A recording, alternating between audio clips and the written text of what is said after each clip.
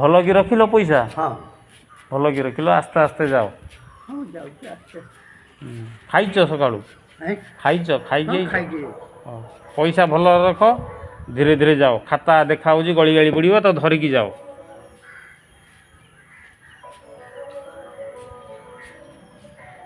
ଭତ୍ତା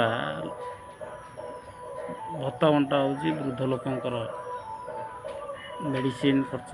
ଧନ୍ୟବାଦ ସରକାରଙ୍କୁ ଯେଉଁମାନେ କି ଏଇଭଳି ଲୋକ ତାଙ୍କର ମେଡ଼ିସିନ ସକାଳୁ ବା ଖାଦ୍ୟପେୟ ଟିଫିନ୍ ଭଲ ମନ୍ଦ ପାଇଁ ଭତ୍ତା ଏକମାତ୍ର ଯୋଗ୍ୟ। ଯାହା ହଉ ଧନ୍ୟବାଦ ଏଥିପାଇଁ ସରକାରଙ୍କୁ ଭଲ ଯୋଜନା କରିଛନ୍ତି ବା ବାର୍ଦ୍ଧକ୍ୟ ଭତ୍ତା ଦେଉଥିବାରୁ ଜୟ ଜଗନ୍ନାଥ।